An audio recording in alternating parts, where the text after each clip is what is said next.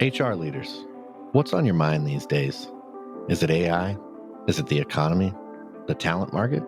Remote work? Retention? DEI? Pay transparency? New laws? Our 2024 Workplace Trends Report outlines how HR leaders are thinking about these challenges and what they believe will help their organizations overcome them. Want to find out what they said? Head on over to peoplemanagingpeople.com/Workplace Trends 2024 and download the report to find out.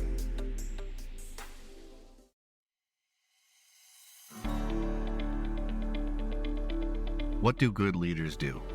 How do they motivate, create efficiencies, and connect the dots to paint a clearer, big picture for their employees and fellow leaders within an organization? The answer may be to create a bit of the right kind of friction from time to time. Welcome to the People Managing People podcast. We're on a mission to build a better world of work and help you create happy, healthy, and productive workplaces. I'm your host, David Rice. My guest today is Robert Sutton. He's an organizational psychologist and professor of management science in the Stanford Engineering School. He's also the author of a new book called The Friction Project: How Smart Leaders Make the Right Things Easier and the Wrong Things Harder. We're going to take a look at the ideas of good friction and bad friction in the workplace and discuss some of the core concepts of the book that leaders and managers can apply to help their teams thrive through good friction. So, Bob, welcome. It's good to have you on the show. It's great to be here. Nice to meet you, David. So I want to start with what inspired the book. You mentioned it in the opening of the book, but for our listeners, can you describe some of the extent of some of the things that you were seeing that made you feel like this needed to be written? There was sort of two things. One was rational, and the other one was more emotional. And the rational one is that my coworker, co-conspirator, whatever you call him, Huggy Rao, on this adventure, we wrote a book, oh God, life goes fast, 2014 on scaling. And so there's all these organizations we worked with. To name some of them, Google, now Alphabet, Facebook, now Meta, they're changing their names, they got so big. Salesforce, these companies we know in the Bay Area that we knew them when they were little. And when you talk to everybody we know who's worked there a long time, they talk about how it gets harder and harder to get things done as they get larger and more complex. So that was one of the causes of us writing the book. The other one was more emotional, that in our interactions with people in the classroom and the companies that we work with, just in our lives, people would just talk about how hard it was to get simple things done. Things like walking in muck. I work in a frustration factory. And I remember this middle manager saying to us, essentially, I feel like I'm living in a world of shit and they expect me to show some initiative. And so we got sort of interested in the bad news, and we can talk about the good news in a little bit, but it was the bad news that got us going, and it was the optimism that kept us going. So when we hear the word friction in an organizational sense, most people sort of cringe when they think of those bad experiences like we're talking about. But there is such a thing as good friction that helps us build things, create better products. So can you tell us a little bit more about, what good friction looks like and how to replicate it when we see it? That's something we've really been thinking about a lot, continuing with this theme that when the project started, it was just like friction's bad. And if something is hard to do, or if it's a struggle or feels difficult. But then, we started looking at the actual evidence, and there are certain things that are hard to do and should be hard to do. And we think about the notion of a related point when speed is your enemy. And to give you just 2 or 3 things that should be hard and slow, that when you don't know what to do as a leader or team, it's better to hit the brakes and to figure out what the heck is going on rather than to rush ahead and to make a decision, which is, we see this over and over and over again, where people make impulsive decisions and then they're sorry later, especially when they're irreversible. That would be one example, and it's good to slow down. The second thing is just the research on creativity, and I've been studying and following the literature on creativity for some 25 years. And the evidence for creativity is it's just a messy, inefficient process. And I mean, we may see just in this era where like ChatGPT and these large language models and everything are, people have been working on variations of this for decades. Although maybe it's happening faster than they thought, but that means that it's happening 10 years faster than they thought. And so creativity is a difficult process. And one of my favorite quotes in the book, I can't believe this, Jerry Seinfeld, the comedian, got interviewed by Harvard Business Review, which is the most unlikely thing I can think of as it is. and it's this really funny interview. And they asked him, they said, so you and Larry David, you did all the writing yourself and you got so burned out, you had to end the episode. And they said, could McKinsey help you? And then he asked them, who's McKinsey? And then they tell him, and then he says, are they funny? They say no. And then he said, I don't want them. The hard way is the right way. If you're doing it efficient, you're doing it wrong. And I think that applies in all sorts of settings. And I haven't yet. So one of my favorite books ever, Creativity Incorporated by Ed Catmull, which I would nominate as the best, certainly the best creativity in business book ever written, possibly the best business book ever written. So Ed, who we got to know pretty well over the last 15 years, if you talk to Ed about efficiency in making films at Pixar, he just gets confused because it's just irrelevant. His perspective is we just keep iterating till it's good enough, and we have high standards. And then just as a final one in this era of move fast and break things, that there's quite good evidence in academia. The faster people go, especially the faster the corporate culture, and the more in a hurry they're in, the more likely they are to cheat. And we certainly see that with Elizabeth Holmes, a dropout of my own university, Sam Bankman-Fried. I think some of that was going on there with the cryptocurrency. And so those are just some of the times when you kind of want to slow down and make things difficult. Oh, and gee, by the way, for people interested in long-term relationships, whether it's love or whether it's, emotional attachment in the team, the longer people work together and the more they struggle, the better it is. And of course, Warren Buffett and Charlie Munger, they've been working together since 1965. That seems to be working pretty well. And the Supremes, I love that Supreme song, You Can't Hurry Love. That's empirically correct. So there's just some times when you got to slow down and struggle a little bit. And finally, I already said finally once, one of my favorite things, which I just got interested in this research just as we were finishing the book. There's this research on savoring, and there's all these great things in life. Eating a great meal, making love, like figure out what you want. Like when you rush them, they're not as good. So this idea of slowing down and sort of savoring the good things in life, you want those to be a little bit inefficient too. So anyway, those are just some of the things that sort of struck us that there are advantages to good friction. And we think of the gas and the brakes a lot of times. That sometimes you got to hit the brakes and sometimes you got to hit the gas. That's interesting, because I always think about, we talk all the time about like objectives, key results, goals, all these things, right? And every meaningful thing I think I've ever done, it's always like the journey was the part, not necessarily the end destination. The journey had all the lessons and the value and the growth and the things that I learned, So maybe it's kind of the same thing. It's funny you say that because this is my 8th businessy book. And gee, I hope people buy it. I want them to listen to this show and I want them to get excited. I want them to go out and buy it. But first of all, it took me years to sort of love the process of writing it.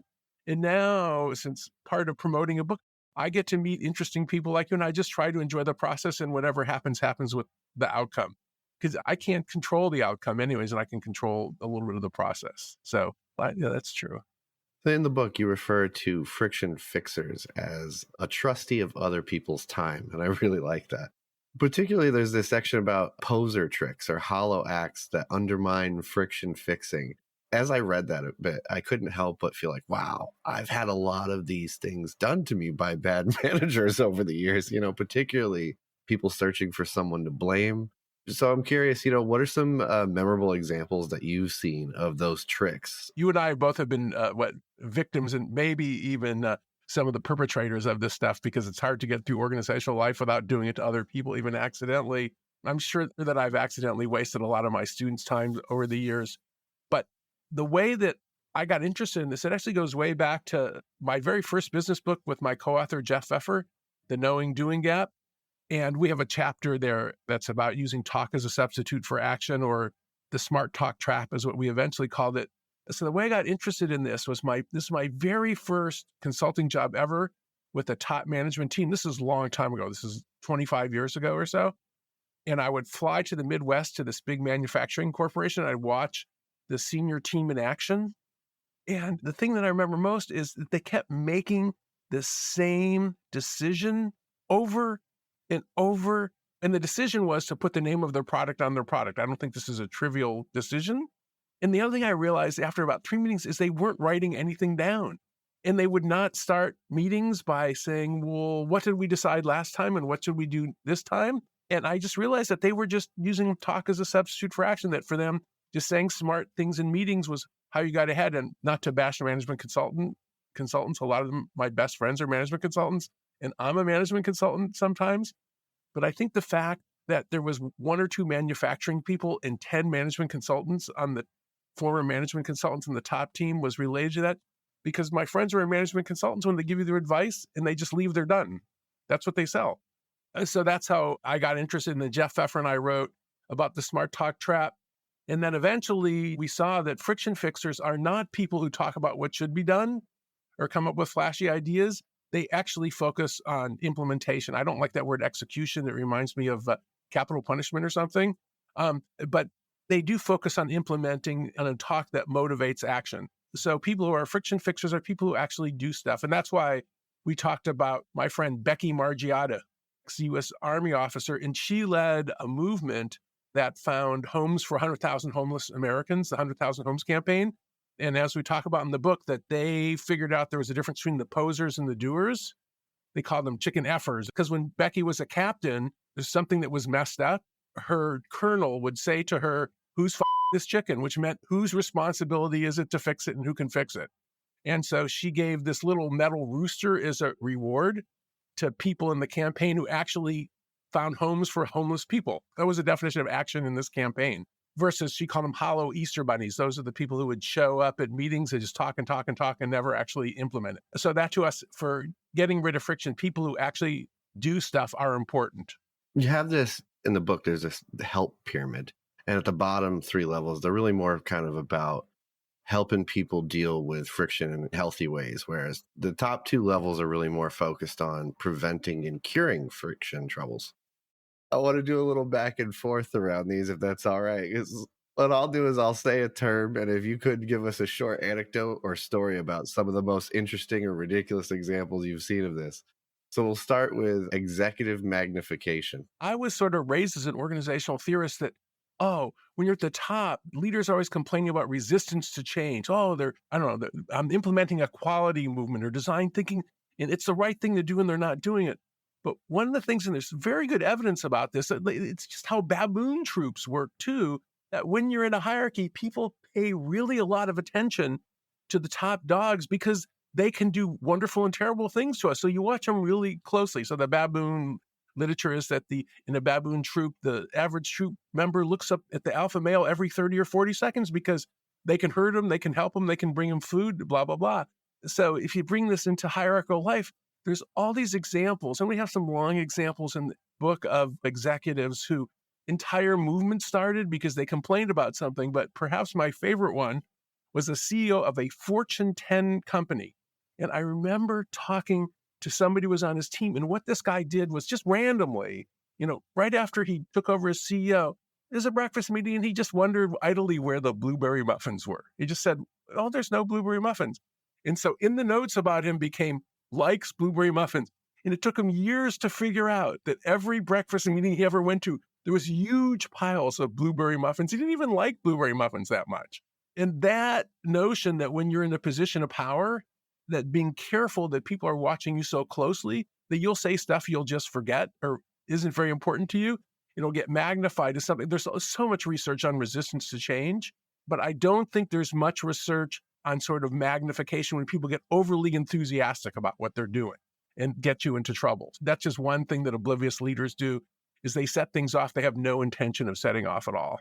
All right, the next one would be decision amnesia. So decision amnesia is this tendency where in some organizations that people make the decision and everybody leaves the meeting and they think it's done, and then it gets raised again. And 2 kind of reasons that we see decision amnesia get raised. One is because people kind of forget. The other one is that there's 1 or 2 people who don't like the decision, so they're trying to overturn it. Sometimes it's the CEO who doesn't like the decision, where they pretend that they're being democratic, and then they make the decision, and then they come back and they say, "I didn't really like that. Let's revisit one more time," or they're insecure, they want to reverse it. All right, and the last one, cookie licking, maybe my favorite. This was brought to us. We had this research assistant for a background. Her name was Rebecca Hines. She started as an undergraduate.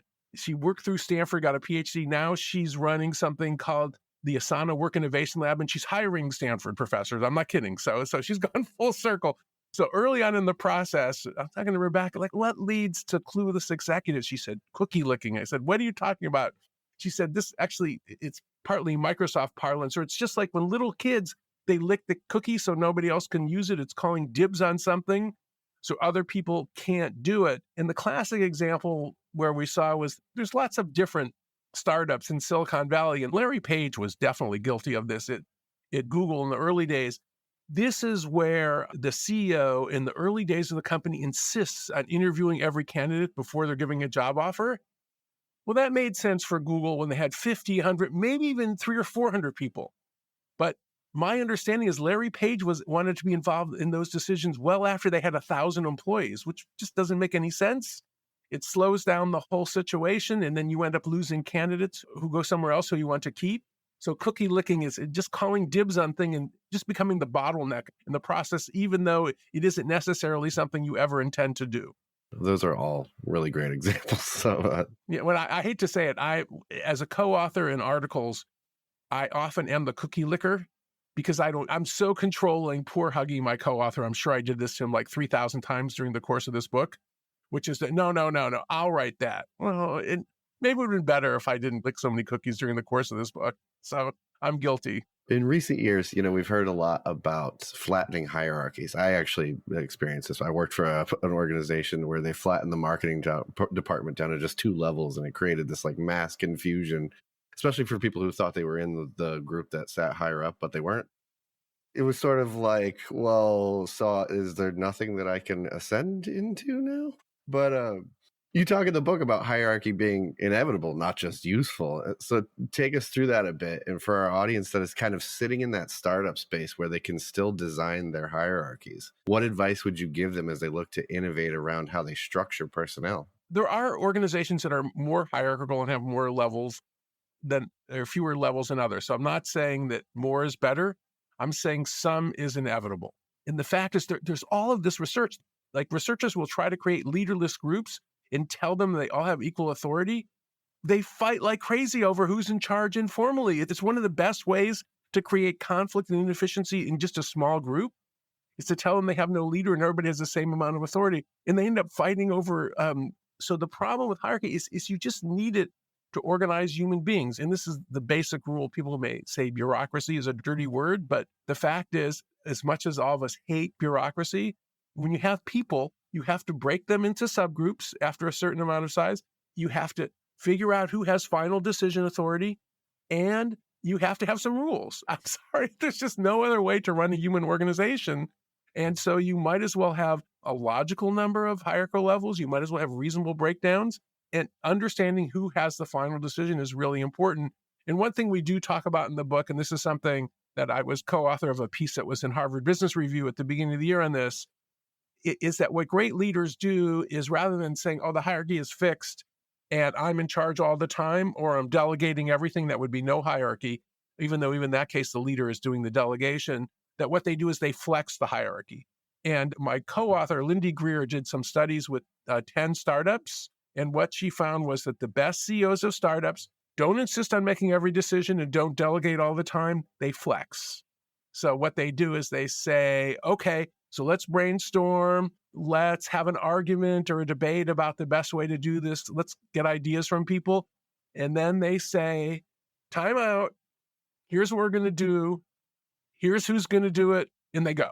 Or one of the most important things for hierarchy, and this is something that's really important, you can look at even international relations, and my late dissertation advisor, Bob Kahn, talked about this a lot, is that when there is conflict, whether it's in a group or at a national level or international level, hierarchy, knowing who is in charge and who has the most power, tends to work. Because let's say in a group dynamics, the boss can jump in and say, let's stop arguing and let's move forward. This isn't useful. And when somebody has more authority, when they say that, it works. But there's no way I can figure out to organize human beings without having some pecking order, or apes or dogs, pick sort of your mammal. So, and I wish it wasn't true. I wish we were all equal and there are more benevolent versus more nasty hierarchies. And I want them to be more human and so forth. But I don't know how to organize a human organization without it. So, as organizations grow, we end up spending a lot of time talking about collaboration. And there's one part in the book I really like where you talk about systems of interdependence. And so for the listener, you have reciprocal interdependence, or a system where people, teams, silos, whatever it may be, they have to constantly adjust back and forth to one another as the work unfolds. It's like a soccer team. Then there's the pooled interdependence, and that's when organizations kind of roll up the separate independent efforts of people or whole teams. So the example there that Bob gives is the gymnastics team in the Olympics. So you point out that the second actually requires a lot less but it sounds counterintuitive for people working in corporate spaces where we've been talking about breaking down silos and using collaboration to fuel innovation for decades. Kind of talk to me about the benefit of these systems and when to rely on each. Well, first of all, this is a general design, and I'm not saying that you should do everything you can to reduce interdependence. When people need to share information, it's important that they do it.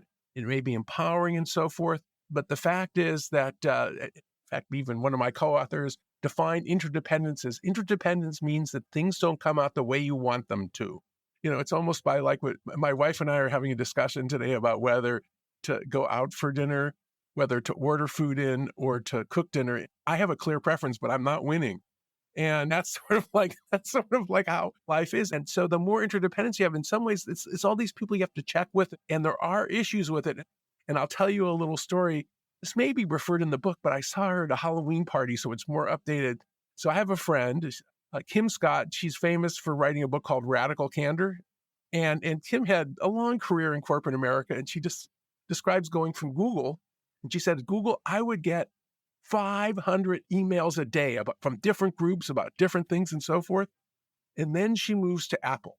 Apple is famous for its secrecy. Scared silent is sometimes what they say. It's amazing how secretive Apple is. And my friends who at Apple say, you can only have lunch with your group because you're not allowed to talk to anybody else. That's how secretive they are.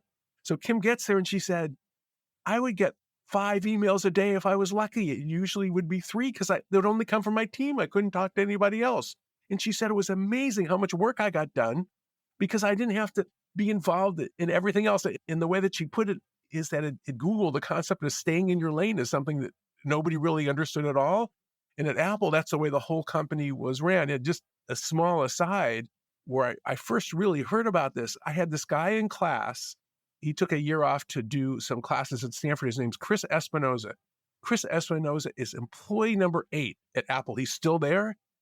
And the reason he's employee number 8 is that he was going to high school when he was working with the two Steves, and he got back to work at 3:30 after high school, and they'd given away the first 7 employee numbers. So he's employee number 8. And he says, I'm the original Apple employee, the only original one left. And I can only get into 5% of the spaces with my badge because there's so much secrecy. It's not like I'm a huge Apple fan, but if we look at Apple, they're secretive. They're really specialized. They don't really share information. And it's only a few very senior executives who know everything that's going on. I once had a guy who was a very senior executive say to me, it may be that Tim Cook and Johnny Ive may be the only 2 people in the company who know everything that's in the next iPhone. I mean, Apple's doing okay, And it's not a particularly inhuman organization either. It's like the notion that there's different ways to organize companies. And I'm not saying everybody should be like Apple. I wouldn't want to work in such a secretive kind of paranoia type place, but there's different solutions that actually work. And in that case, reduce friction. Before we go, there's 2 things we always like to do here. The first is I want to give you a chance to tell people more about, where they can connect with you and where they can pick up a copy of the book. Well, it's easy to buy the book, The Friction Project. The best place probably to connect with me is either on LinkedIn or my website is bobsutton.net. But I'm very active on LinkedIn. Honestly, I don't know the future of Twitter X. I guess have 60-something thousand followers on Twitter/X. I think at least 2/3 of them are bots from other countries or something. But I am also active on Twitter and learning threads. But the best place to find me now is probably LinkedIn. And I'm pretty active. All right. The second thing is we've started a little tradition here on the podcast where you get to ask me a question. So I want to turn it over to you and see what you want to ask. Anything you want. Here's the question I want to ask you. You spent a few years in corporate America. If you could go back and give one piece of advice to your 25-year-old self, what would you do? Don't speak unless you have something to add, especially in the first 5 years. just be the fly on the wall, learn, just wait. Because what happened is we talked a little bit about, people talking and they say a lot of things, but they don't actually say anything. You feel like you're forced or you have to speak in a meeting. Well, that becomes one of the habits you pick up is you start saying things and you're like, that didn't even mean anything. I don't even know what I meant. I would go back and tell him to turn that off and just be comfortable being quiet and leaving the room. You know who, Dan Lyon, he was sort of like the fake Steve Jobs for years. He was one of the writers on Silicon Valley. He's written a number of books. So his last book is STFU. That's the name of it. And he basically says, I talk like crazy and I really needed to STFU and to editorialize. I hardly ever mention his name, but I think Elon Musk would benefit if he followed that a little bit more close. He'd benefit himself and others, and possibly the Tesla stock price. Forget, Twitter, X, or whatever it's called now. All right. Well, that is all we have time for today. Bob, I want to thank you for joining us. Thank God, goodness. It's time to be quiet. Thank you so much. Nice to talk to you, David. Absolutely. And listeners, if you want to keep up with all things people, operations, and HR, and you're not already subscribed to our newsletter, head on over to peoplemanagingpeople.com/subscribe and get signed up. Until next time, book a spa day, drink some hot cocoa, be well.